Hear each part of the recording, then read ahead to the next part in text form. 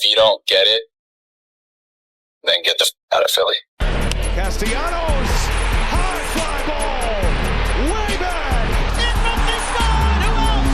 That baby Chubb. Here's McConnell, can he get it off? Yes! Fumbles the football and the Eagles have it. Jared McKinney making it rain. Wayne Simmons wins it for Philadelphia. Long drive, this game is over.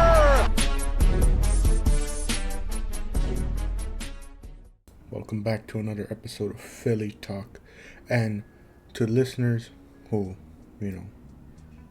care about the music stuff, the wrestling stuff, I am working on a very difficult video for the wrestling fans out there. It's something that is very difficult, takes a lot of time to put together. I don't want to spoil it, but it is a top 10, but I have that coming. But we're here with another episode of Philly Talk. Been a while since I've recorded one. Kind of wanted to give a little update, especially because so much has happened since the last time, I mean, a lot has happened. I mean, we had a confusing start. May 1st, we were not looking too hot, and there's so much to talk about with the Phillies. As far as the Eagles go, I don't think there's really too much to talk about other than, today, this morning, the day that I'm recording this, they voted 22-10 against banning the brotherly shove. Lives on for yet another season. All those 10 teams are super salty, So, oh well, boo-hoo, cry me a river. But other than that, the Flyers have a new head coach, former player for us. Don't see a lot of people too happy about it, but I don't know, it's tough to really judge, but a lot of people just kind of aren't too happy with the choice.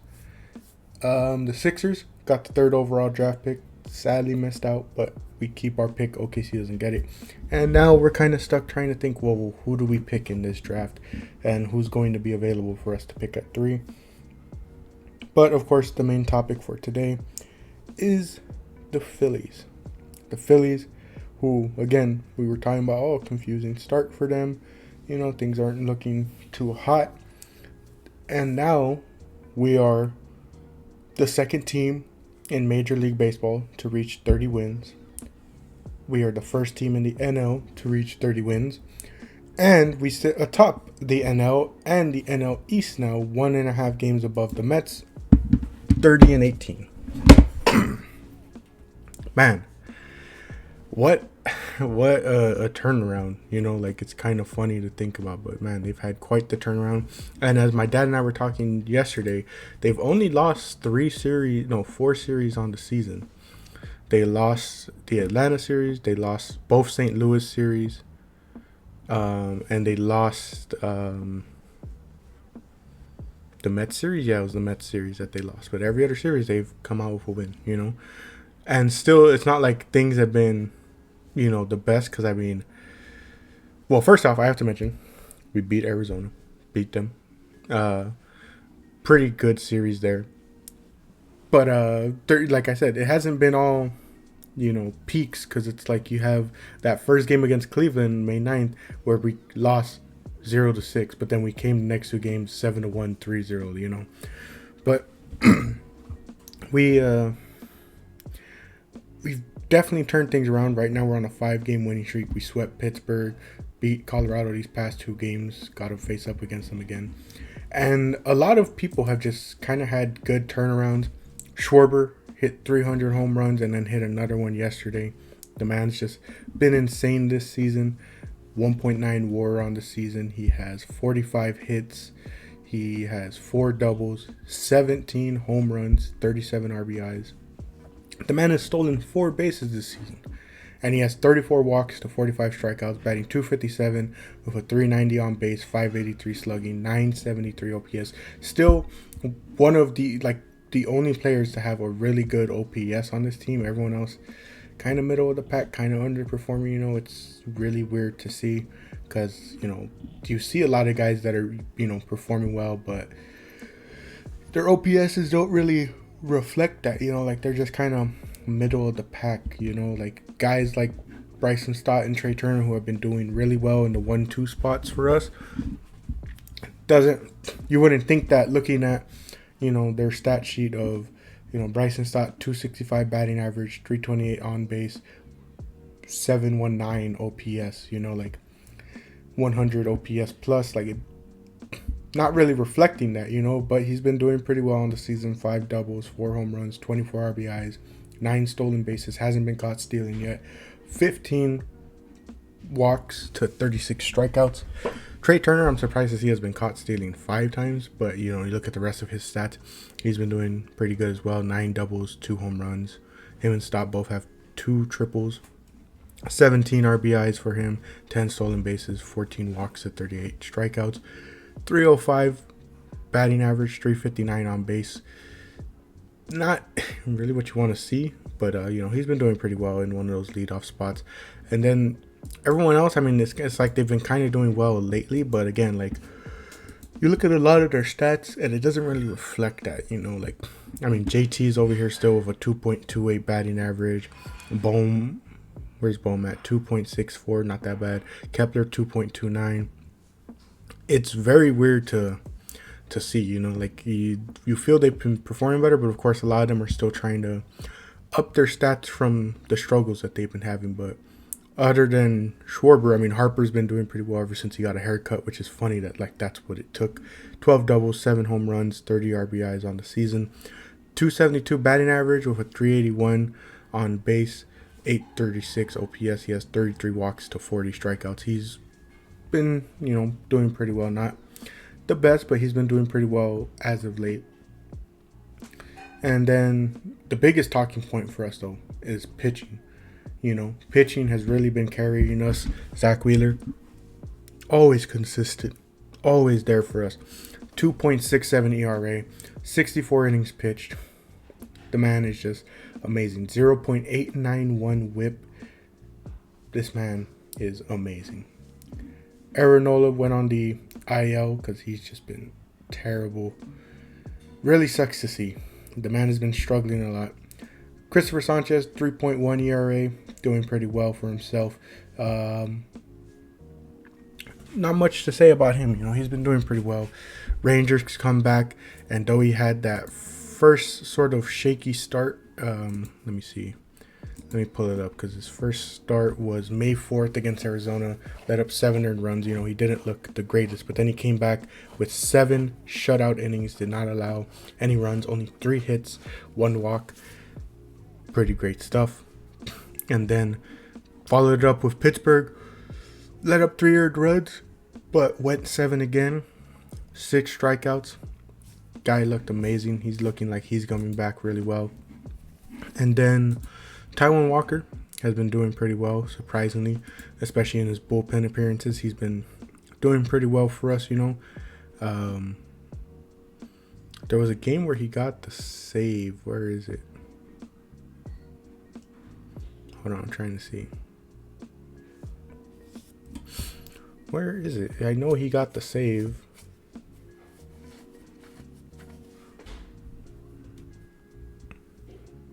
Sorry, I'm trying. Oh, it was the Tampa game because he came in for 3 innings. There it is, 3 innings. No earned runs allowed, 7 strikeouts. And then he allowed 2 earned runs in that St. Louis one. But that one was like they were just getting blown out. They just needed someone to go out there and pitch. And then the bullpen, man, they've just been shaky. Like it's still a consistent thing that they've been shaky. Tanner Banks has been doing pretty good, except for his appearance in the Pittsburgh game where he let up 2 earned runs. But other than that, he's been doing pretty well, just trying to get that ERA down because he's at a 4.15.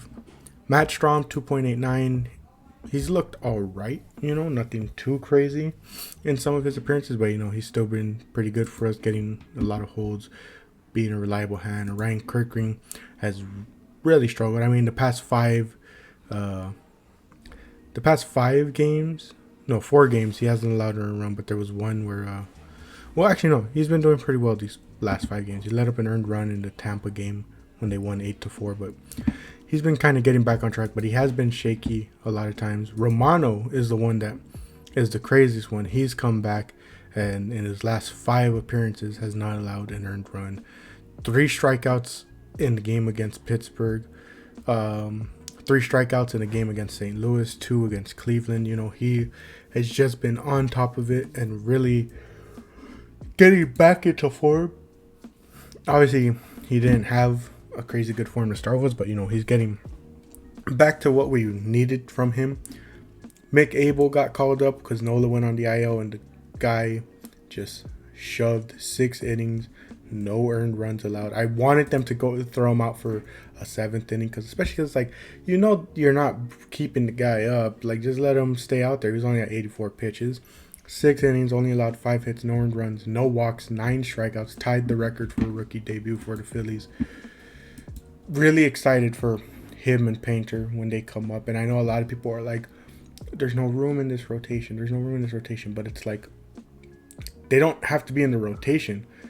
They could just be like Taiwan, especially because this bullpen needs righties right now. You have Strahm as a lefty. You have Tanner Banks as a lefty.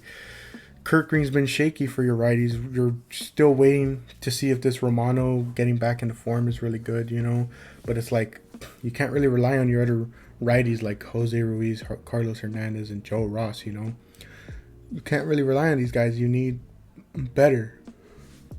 I was hoping that Abel would stay up and be a bullpen piece, but I get it. They wanted to get more reps down in AAA, and hopefully him and Painter can get called up during the summer. The September call-ups, and you don't even have to waste those 2 extra spots in them, because again, you could just DFA guys like Carlos Hernandez and potentially either Jose Ruiz or Joe Ross, whoever's not performing the best. You could just DFA them and have them fill in their 2 spots and still bring in an extra pitcher and an extra hitter during those September call-ups, And then you have Jose Alvarado. He's been doing pretty good. 2.7 ERA, has been doing all right. And what's that? Oh, that's right. He got suspended for a weight loss drug, 80 games. And even when he comes back, he's not eligible to pitch in the postseason. Just great, right? That's just what this team needed, One of their best lefties out the pen, one of their best relievers out the pen. Yes, suspended for a weight loss drug.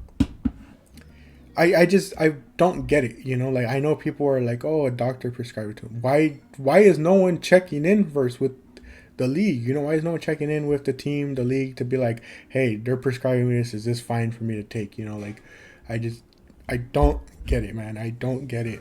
Very annoyed at this, very disappointed and upset with Jose. And, I fully agree with what John Kruk was saying, because, a lot of people weren't being as harsh about it, And, I'm not saying that, Jose took them intentionally, he was intentionally taking something that was going to enhance his performance, but it's like, I agree with the John Kruk mindset where it's like, you got to be upset that, come on, dude, do better in a sense, because like I said, it's like, the way this league is, I think players should know by now it's best to always check in first before just taking something the doctor prescribes you, because you don't know what is okay and isn't okay with the league. It's a confusing process. And John Kruk, was very upset, saying that, his teammates should let it be known to him that they're upset with him, because this is very important. One of their best relievers, one of their best lefties, out of the pen now for 80 games, and even when he comes back, they can't use him in the postseason. So it's like, you're already kind of only looking at Matt Strahm as the only reliable piece, and now he's the only one that can be relied upon. And the worst part is, to me, is that, I think I was saying in the last episode, there's so much that needs to be done in this bullpen that it isn't just trading for one piece. And I see so many people talking about Mason Miller. Go get Mason Miller. Go get this guy. Go get this guy. They don't realize this bullpen needs more than that. It's not just one piece. And now with Alvarado gone, that's just one more piece added to the struggle now. Because if Matt Strahm's the only one you can rely upon, and you're just hoping Kirkring and Romano can get locked in, you're still looking at Banks, Ross, Hernandez, Ruiz. They just added this Lazar guy. You're looking at those guys as for a team that's aspiring to win a championship. That can't be the rest of your bullpen. If Kirkring, Romano, and Strahm lock in, you're good with those 3, but it's What are you going to do in the postseason when you use those guys in game 1 and can't use them in game 2? You know, they used to be strategic with the way they would use some of these guys. They would be like, all right, well, we can use Strom today, Kirkring today, and, you know, when they had him Hoffman, and we'll be fine because we know we have Alvarado and Estevez the next day, you know, as our righty and lefty. Thinking even way before that, you know we have Sir Anthony who we can use, you know, so it's like, now it's like, okay, well, let's say game 1, you know, Wheeler goes 6 and you have to use Kirkring, Strom, Romano closes the game out. Then you go to game 2 and I don't know. I'm trying to think who would start. Well, let's just say Christopher Sanchez, for whatever reason, starts game 2. Or let's say, like, because he's done well, you know, Nola gets the 2 spot like he usually does because he found a way to lock back in. You know, it's like, okay, Nola gives you 6, but it's a really close game. You need the bullpen to keep it close. Who are you going to now that you don't have Alvarado? You're going to go to Tanner Banks, who, again, can somewhat be reliable, but isn't the best option. And who are you looking at to close this game? Joe Ross? Carlos Hernandez, Jose Rizzo. You're not looking towards those names, you know. You have so much that needs to be done, and now losing Alvarado just adds to it. Because before you would think, okay, we could throw in Banks, we can throw in a Ross, and we can trust Jose to close this game out if Ross and Banks come through.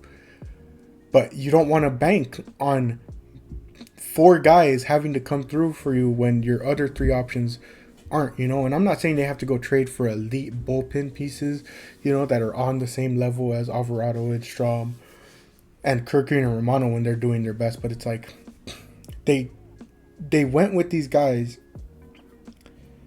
and I don't know, it always just baffles me that these are the bullpen choices they went with in the offseason, you know.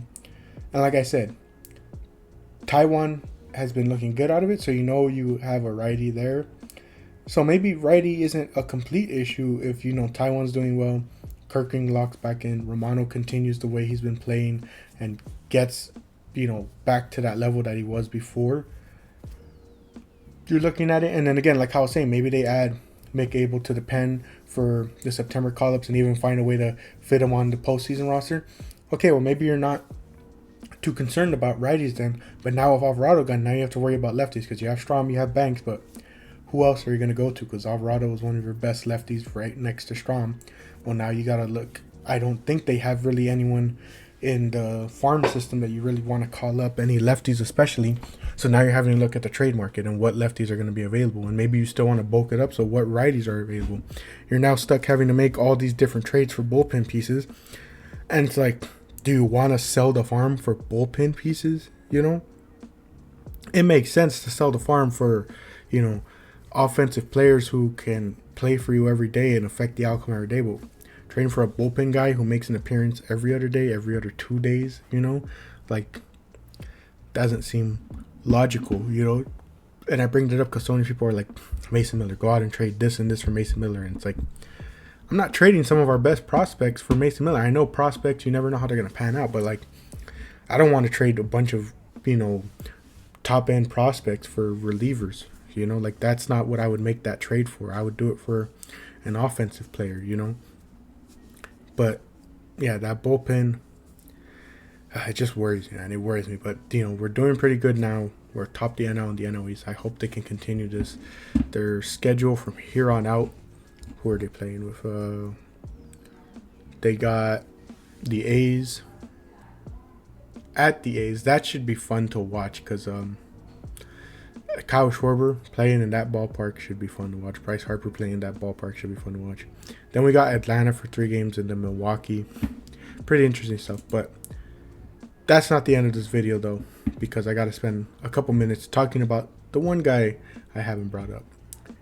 Jesus Luzardo, the Jesus Lizard, 2.9 WAR on the season. 100% win rate so far. 5-0 on the season. 10 games he started for us. Tied with Zach Wheeler for the most in MLB. 60 innings pitched. Has only allowed 2 home runs. 67 strikeouts on the year. 1.15 whip. 1.95 ERA. This man has been one of the best acquisitions of the offseason. This man is amazing. He should 100% be in Cy Young candidacy. It's crazy that I saw Wheeler and a couple other like names leading like the betting odds and the odds so far, and it's like, even as a hater, it surprised me that Yamamoto wasn't on the odds list and Luzardo wasn't on there. Like, two of the best pitchers so far right now in the league, and they're nowhere near the odds. And it's like, how are they not, leading? Luzardo has the most WAR for a pitcher in Major League right now. I know Wheeler has 4 more innings pitched, but I for one want Wheeler to win a Cy Young before he retires. But it's like, I don't know, man. The way Luzardo's been playing, it's like, I don't know, how can you not reward him? 1 point. I mean, obviously he has to keep it up, but it's like, dude, come on, like 1.95 ERA right now. Like, him and Wheeler are most definitely gonna make the All-Star team. They've been amazing. They've been really, really helpful. Every Luzardo start is such a fun one to watch. The guy is nothing short of consistent. Goes out there, and just gives you a ton of great innings and always keeps you in the game, Even when he lets up some earned runs, the offense has been there to back him up, and the guy's just been great. Man, I'm just one of the best acquisitions. Like I said, I'm so happy for this guy, man. This guy has just locked in with us, and I seriously am glad that they got this, especially because it's like, we were talking about Abel and Painter not having a place in this rotation. I mean, Ranger's a free agent after this season. Nola has just been struggling, and no one knows what's going to happen there, So it's like, you never know, man. If Ranger leaves, Abel or Painter can fill in that spot, but also you don't got to worry about losing a lefty because you got Luzardo and you have Sanchez, who have just been amazing. And Luzardo has really helped out a ton with this team, man. Just one of the best players. But overall, I'm just excited for this team, man. Hoping a lot of these other guys can get out of their early season slumps that they had and really improve their stats. And I'm just excited for this team, man. They've been doing pretty well. They turned things around. And of course, it's baseball. It's still pretty early on. I mean, we still have 100 something games to go, so it's like, there isn't too much to worry about, but that's not going to stop us from getting angry at every loss and rejoicing like we won the World Series after every win. Like that's just the way baseball is, and that's why it's always a lot of fun. But thank you all for joining for this one. Again, got a top 10 video with wrestling coming out soon, hopefully. I'm gonna try my best. I'm gonna set myself a deadline to try and finish up writing, but it's so tough because I feel like I'm not writing enough and getting enough of my thoughts out, but at the same time, it's probably just because I'm a huge yapper, but it's like, it's such a difficult 10 to make, and I'm already kind of getting in the way of myself by being like, oh man, people are going to judge you so much for this, but it's like, at the end of the day, it's my enjoyment, it's my list, so I just got to push through and finish it up. But thank you all for joining for this one. Catch you on the next one.